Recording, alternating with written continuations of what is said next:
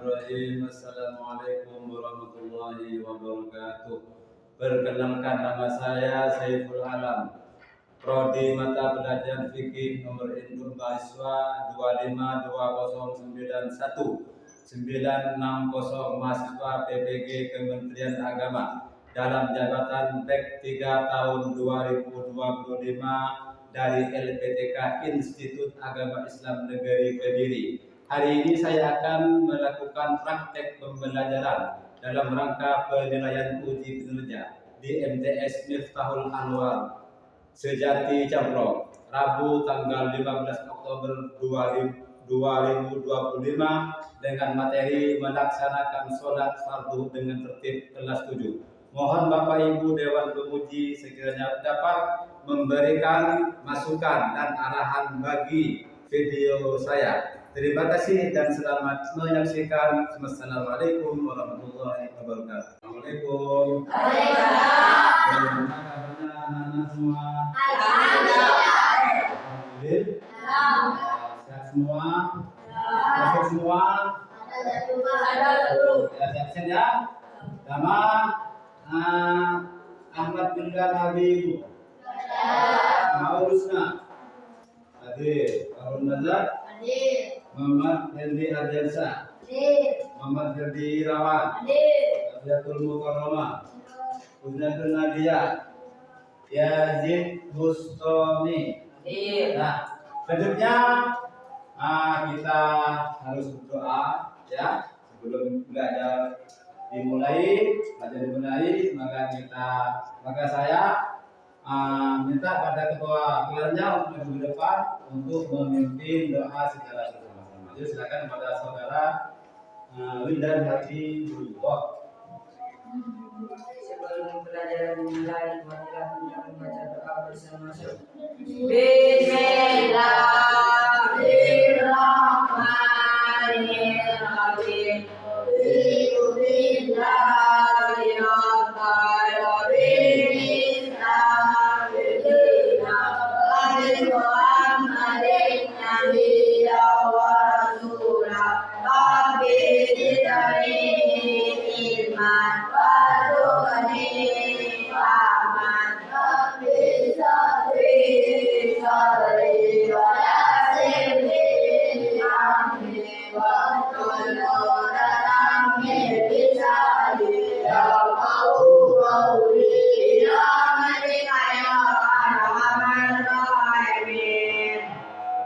Selanjutnya kita akan mulai pelajaran tentang melaksanakan sholat ibadah fardu dengan tertib. Bagaimana caranya kita melaksanakan sholat fardu?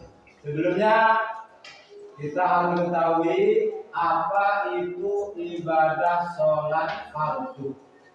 Apa yang dinamakan sholat fardu? Mendengarkan, sholat fardu, sholat itu secara bahasa adalah doa. Jadi sholat itu doa. Diambil dari firman Allah Subhanahu wa taala, Bismillahirrahmanirrahim. Khudh min amwalihim shadaqatan tutahhiruhum wa tuzakkihim biha wa sholli 'alaihim. Ambillah zakat dari sebagian harta mereka, dengan zakat itu kamu membersihkan dan mensucikan mereka, dan sholatlah. Sholat di sini mempunyai arti doakanlah mereka. Itu secara bahasa buatan. Adapun secara istilahnya adalah sholat itu adalah serangkaian ucapan dan gerakan yang tertentu yang dimulai dengan takbiratul ihram dan diakhiri dengan salam. Diniatkan sebagai ibadah ritual. Jadi sholat itu maksud istilahnya adalah serangkaian ucapan dan gerakan yang tertentu yang dimulai dengan takbir, yakni takbiratul ihram, dan juga diakhiri atau ditutup dengan salam. Diniatkan untuk sebagai ibadah ritual. ibadah ritual. Seterusnya, apakah kalian ingat ada berapa waktu ibadah sholat fardu? Ada berapa anak? Ada lima waktu.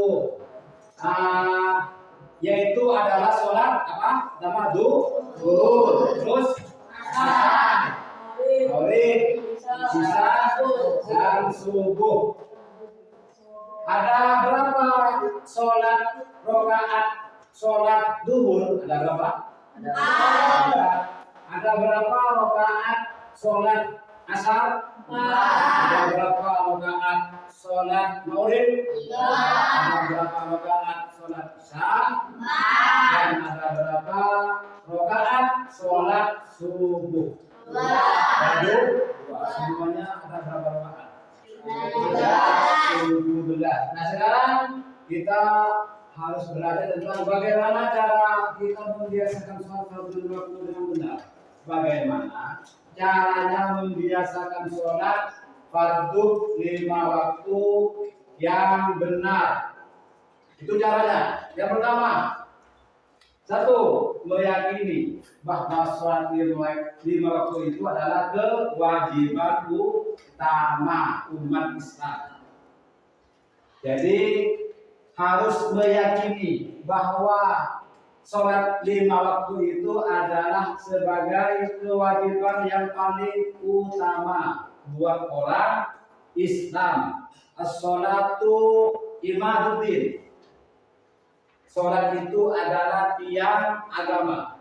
Barang siapa yang mendirikan sholat, berarti dia mendirikan agama. Wa man tarakaha faqad hadaratin. Dan barang siapa yang meninggalkan sholat, maka dia akan merobohkan agama. Jadi dia gampang diuji oleh orang-orang yang berpengaruh. Dia gampang minuman keras, dia gampang jadi melaksanakan dosa kalau dia tidak melaksanakan sholat. Soal dia agamanya lemah, tidak sholat.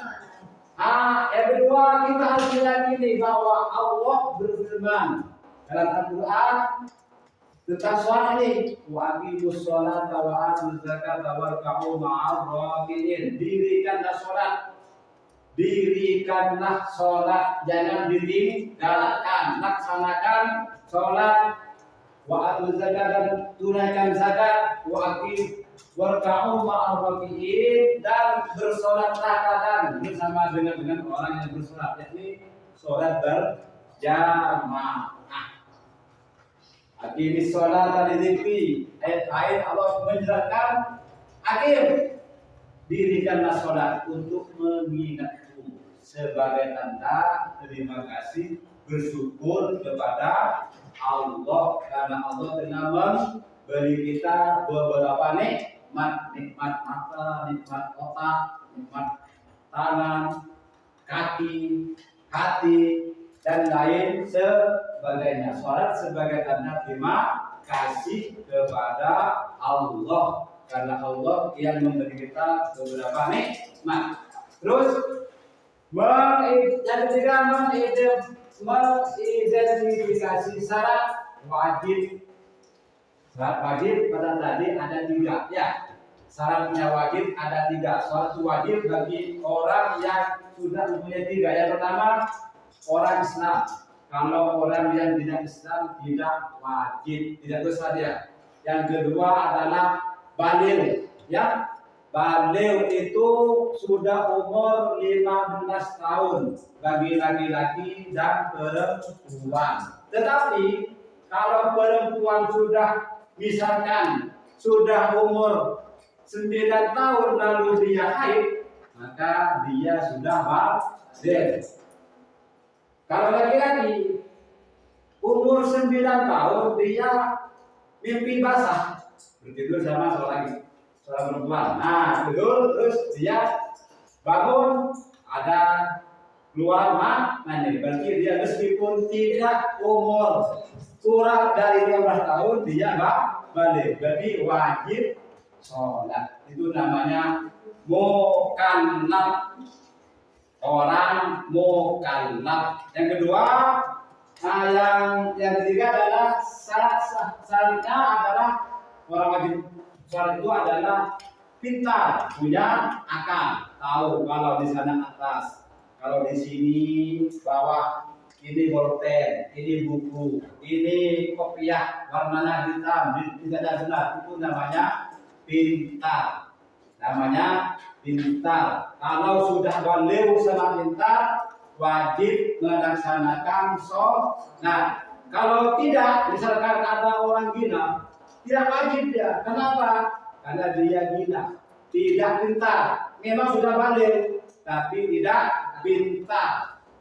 Ya, sebaliknya pintar tapi tidak balik, masih umur 4 tahun, dia pintar membaca, pintar membedakan ini biru, merah, putih dan sebagainya, pintar, tapi dia tidak balik, maka itu namanya bukan mukallaf. Masih tidak wajib sholat. Yang keempat adalah membedakan waktu sholat fardu.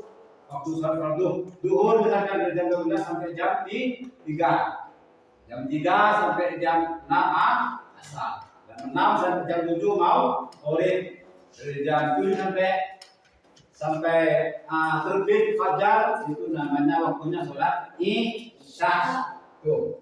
Jadi membedakan waktu sholat fardu. Yang kelima adalah melaksanakan 5 sholat dan 5 waktu. Harus dilaksanakan sholat dan 5 waktu. Sekarang selanjutnya materi pokok pelaksanaan sholat fardu 5 dengan benar sesuai syariat, rukun dan waktu pelaksanaannya. Melaksanakan sholat fardu 5 waktu dengan benar sesuai syarat. Dan tadi itu ada syaratnya ada 3. Ya, itu syaratnya wajib. Kalau syaratnya sholat yang lain juga ada yang bernama sholat, harus suci dari hadas kecil atau hadas besar. Hadas kecil itu hadas yang mewajibkan wudhu, seperti cuci, seperti menyentuh perempuan, itu batal. Harus berwudhu kalau mau sholat. Kalau hadas besar seperti perempuan haid melahirkan, harus suci. Terus suci juga tempat sholatnya, suci juga tubuhnya. Ya.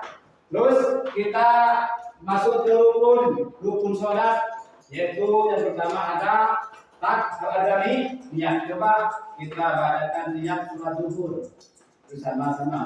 1, 2, 3. Bismillahirrahmanirrahim. Usalli ala zuhri ala rafa'atin mustaqbilal qiblati alhamdulillahi ta'ala. Sudah, itu niat sholat zuhur, contohnya sholat zuhur. Dan rukun yang kedua adalah berdiri. Berdiri bagi yang mampu. Kalau yang tidak mampu, ya sholat duduk. Kalau nggak duduk, tidur. Ya, tidur diri. Kalau nggak tidur diri, tangan arah agak kakinya di barat, kepalanya di timur. Kalau tidak mampu, sholat dengan isyarat mata. Bagaimana? Kalau kamu sakit, tak bisa beribadah mata, dengan hati, dengan hati. Allah artinya baca hanya dalam hatinya. Berdiri dengan hatinya. Terus beruku merasakan ruku dengan isyarat hati. Soalnya suatu wajib dilaksanakan, tidak boleh diwajibi. Ya. Terus waktu pelaksanaannya harus tepat. Kata tadi kalau zuhur dari jam 12 sampai jam 3, jam 3 sampai jam 5 itu punya asar. Terus setelah asar maghrib dari 6 sampai jam 7, isya dari jam 7 sampai terbitnya fajar. Terus subuh setelah itu sampai terbitnya matahari. Terus hukum meninggalkan sholat. Alhamdulillah bainana wa bainahum sholat Faman taraka faqad kafara. Perjanjian antara kami dengan mereka adalah sholat. Siapa yang meninggalkan sholat, maka ia orang kafir. Tergolong orang kafir. Bainal rajuli wa bainal kufri tarkus shalah. Antara seseorang dan kekafiran adalah sholat. Jadi sholat itu berdua. Kalau meninggalkan sholat, berarti dia kafir. Karena ashab Rasulullah SAW la yarawna syai'an min al-mali. Sahabat Rasulullah tidak memandang suatu perbuatan yang bila ditinggalkan menjadikan dia kafir kecuali sholat. Nah sekarang bagaimana hukumnya kalau kita meninggalkan sholat? Yang pertama adalah ukhrawi, ada sanksi nanti di akhirat. Berarti kalau ukhrawinya dia termasuk dosa besar. Dosa besar. Terus bisa kafir kalau meninggalkan sholat. Yang dosa besar adalah meyakini kewajiban. Itu dosa besar. Yang kafir mengingkari kewajiban. Ingkar, dia tidak mau bahwa sholat itu wajib. Dia ingkar, tidak mau, maka dia namanya kafir. Terus hukum sholat, hukum meninggalkan sholat di duniawi. Jadi di dunia adalah yang pertama hukum meninggalkan sholat di dunia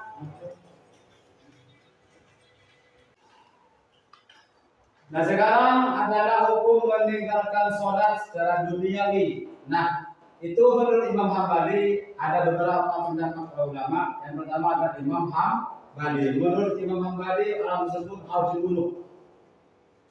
Tidak ada ulama lagi. Menurut Imam Malik yang kedua dan Syafi'i itu sama adalah bisa dipenjara dan dibunuh oleh. Terus yang ketiga adalah menghadapi orang yang meninggalkan sholat harus dibunuh. Lebih mulia ayam daripada orang tidak sholat, karena boleh dibunuh. Terus sekarang kita akan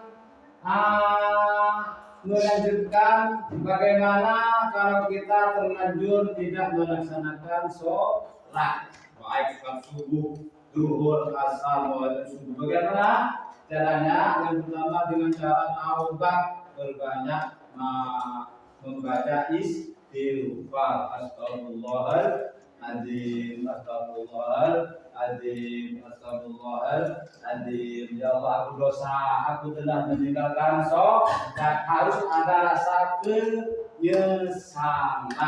Saya tidak akan meninggalkan sholat lagi sambil membaca istighfar. Yang kedua adalah qadha dengan cara mengganti. Misalkan kita tadi ada salah satu kita yang tidak sholat subuh, harus diganti, diqadha dengan cara lihat begini, usolli fardhu subhi rak'ataini mustaqbilal qiblati qadhaan lillahi ta'ala. Saya niat sholat subuh kami ganti 2 rakaat lillahi ta'ala. Yang ketiga caranya apabila kita sudah terlanjur meninggalkan sholat adalah memperbanyak pahala seperti kita membaca Al-Quran, karena satu huruf Al-Quran itu punya nilai 10 pahala. Kalau 20, kalau 30. Terus seperti lagi menghormati kedua orang tua dan menyakiti orang tua, berakhlak yang mulia, biar memperbanyak pahala. Barangkali dengan pahala itu bisa menghapus dosa yang pernah dilaksanakan dengan cara meninggalkan sholat. Adil hasanata tatba'u. Ikutilah kejelekan itu dengan kebaikan, karena kebaikan sebenarnya itu bisa menghapus kepada dosa-dosa atau kesalahan yang telah dilaksanakan. Atbi'is sayyi'atil hasanah. Tamhu ya. Atbi'is sayyi'atal hasanah, ikutilah pekerjaan jelek itu dengan pekerjaan yang baik. Karena misalnya bahasa sudahnya bisa menghapus kepada pekerjaan yang jelek yang sudah dilakukan. Terus belajar. Terus selanjutnya adalah tadi juga ya, taubat, kodok, berbanyak pahala. Ada berapa caranya? Kalau kita sudah lanjut meninggalkan sholat anak, ada tiga. Pertama harus tahu yang memperbanyak istighfar. Yang kedua adalah kodok, mengganti sholat. Yang ketiga adalah memperbanyak pahala. Ada pertanyaan? Belum saya lanjutkan? Ada pertanyaan? Sudah. Sekarang waktunya duhur. Dari jam 12 sampai jam 3. Terus selanjutnya adalah asar. Dari jam 3 sampai jam 4. Dari jam 3 sampai jam 6. Terus asar dari jam 6 sampai jam 7. Maghrib dari jam 6 sampai jam 7. Terus Isya adalah dari jam 7 sampai terbit fajar. Jam 4. Terus dari subuh sampai ke terbitnya matahari. Nah itu tidak ada kewajiban. Dari terbitnya matahari sampai subuh tidak ada kewajiban. Tidak ada kewajiban, berarti kita dianjurkan untuk beraktivitas mencari rezeki. Nah, ya. Wa idza qudiyatis sholatu fantashiru fil ardi wabtaghu min fadlillah. Apabila sholat telah dilaksanakan, menyebarlah kalian untuk mencari rezeki. Untuk mencari rezeki babare. Kenapa? Pemberian Allah. Mencari fantasiru, jangan diam kalau sudah melaksanakan sholat.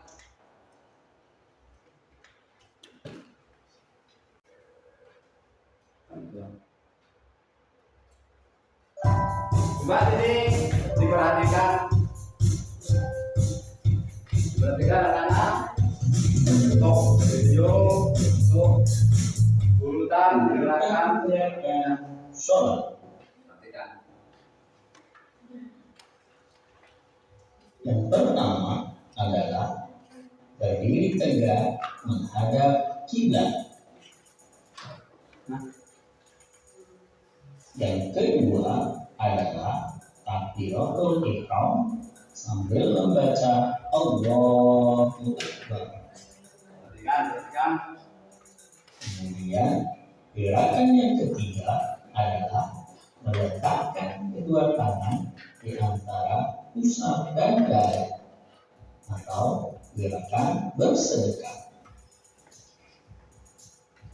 Selanjutnya gerakan yang keempat adalah rukuk sambil membaca bacaan rukuk.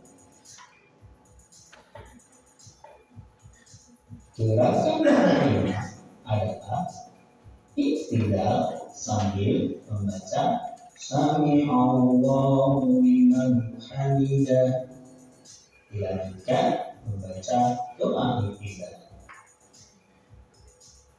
Kemudian yang keenam adalah sujud sambil membaca bacaan sujud. Dilanjutkan gerakan nomor 7 yaitu duduk di antara dua sujud sambil membaca bacaan duduk di antara dua sujud. Perhatikan letak kakinya. Ini adalah gerakan duduk di antara dua sujud. Kemudian gerakan nomor ke-8 adalah duduk tasyahud awal. sambil membaca bacaan tasyahud awal. Gerakan duduk tasyahud awal ini dilakukan pada sholat yang jumlah rakaatnya 4 dan 3. Dilakukan pada rakaat yang kedua. Kemudian gerakan selanjutnya yaitu gerakan duduk tasyahud akhir sambil membaca bacaan tasyahud akhir. Ini dilakukan pada rakaat yang terakhir. Kemudian setelah duduk tasyahud akhir, sholat diakhiri dengan salam sambil mengucapkan Assalamualaikum warahmatullahi wabarakatuh. Gerakannya memalingkan muka ke sebelah kanan, lalu memalingkan muka ke sebelah kiri. Demikian urutan gerakan sholat.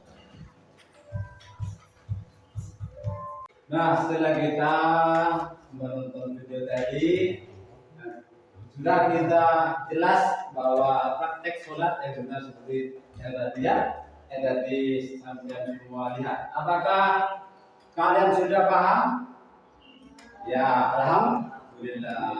Kalau sudah paham, selanjutnya saya akan memberikan berupa soal pada kalian untuk melaksanakan soal, dan nanti ada yang maju dari semua kelompok perwakilan saja yang maju ke depan. Bagaimana? Soalnya ada berapa sholat fardu dalam sehari semalam, kemudian ada berapa rakaatkah dari semua sholat tersebut, ada berapakah sholat yang wajib dilaksanakan sehari semalam. Yuk dikerjakan ya, dikerjakan. Yuk, ada berapa sholat yang wajib dikerjakan oleh seorang muslim ya. Ada yang sudah selesai? Sudah selesai?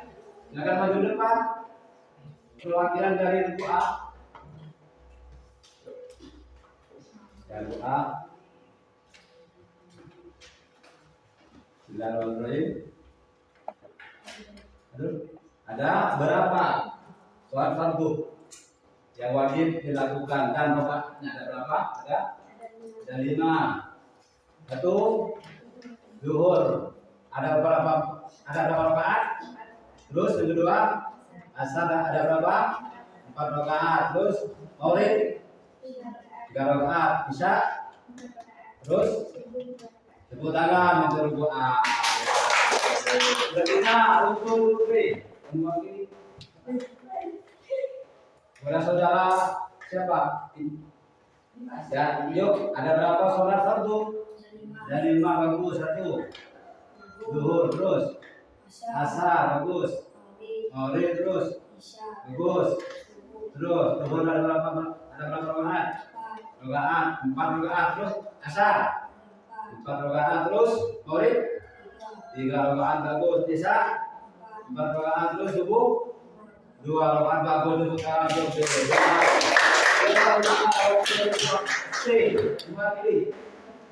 dan wakili juga.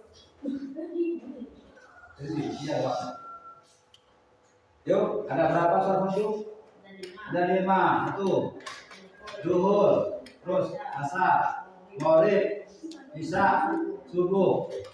Zuhur ada 4 rakaat, bagus. Asar 4 rakaat, terus maghrib 3 rakaat, terus isya 4 rakaat, terus subuh 2 rakaat, bagus. Tepuk tangan untuk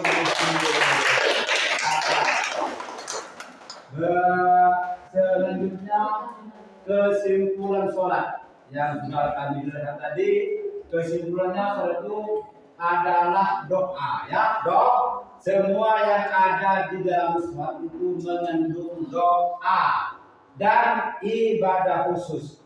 Terus kesimpulan yang kedua, waktu sholat itu ada subuh, duhur, asar, maghrib, dan isya. Terus syarat sahnya sholat, sahnya sholat harus kita laksanakan,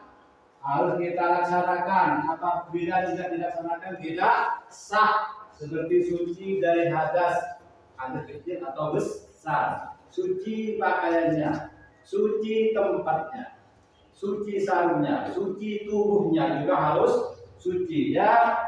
Yang terusnya menutup aurat harus ditutup, laki-laki dari pusar ke lutut, kalau perempuan dari semua anggota badan kecuali telapak tangan dan muka harus ditutup.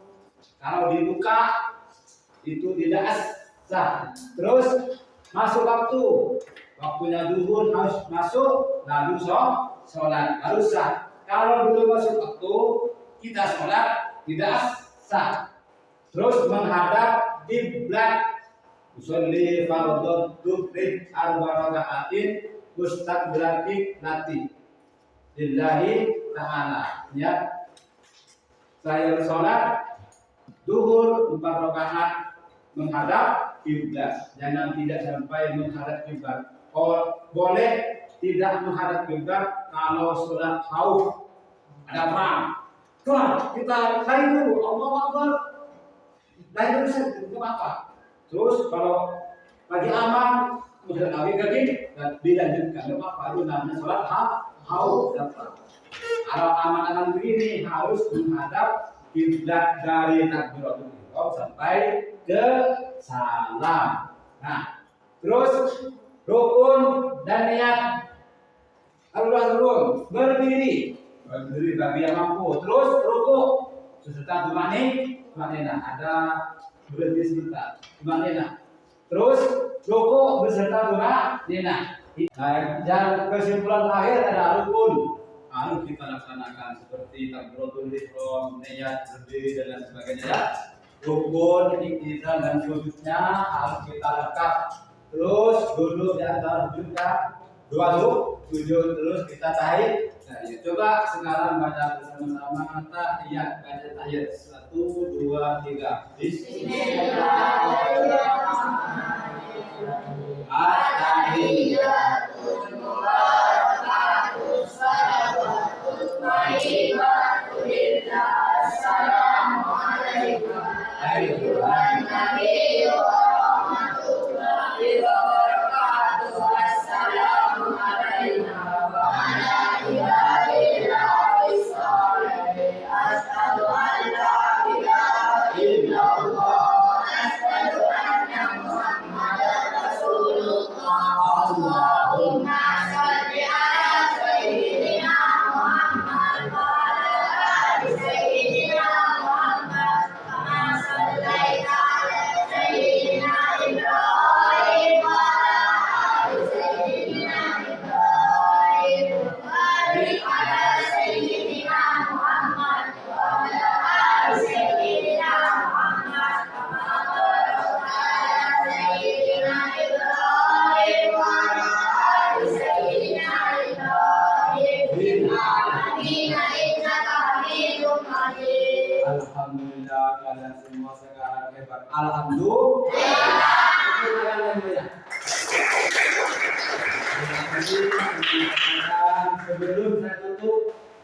Sebelum saya tutup, nanti kita itu maka kita anak-anak jangan pernah kita meninggalkan sholat. Karena sholat itu adalah tiang agama dan juga merupakan kewajiban bagi umat Islam. Ya, jangan sampai kita meninggalkan sholat sekalipun, jangan.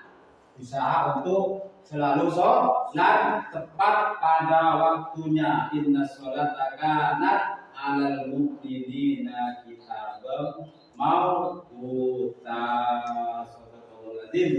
Sesungguhnya sholat itu ada waktu khusus. Zuhur ada waktunya, asar ada waktunya, maulid maulid isya subuh juga ada waktunya. Ya, sekian, terima kasih kami sampaikan. Tapi sebelum saya tutup, silakan teman-teman membaca doa bersama-sama. Yuk, Bismillahirrahmanirrahim.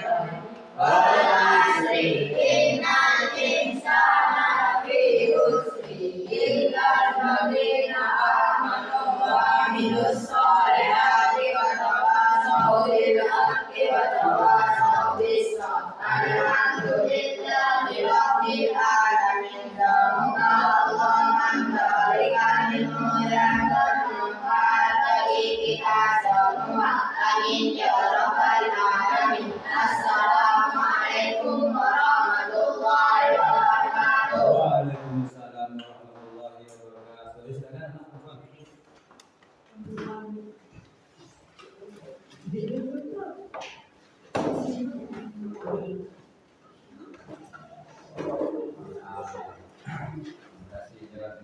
Terima kasih.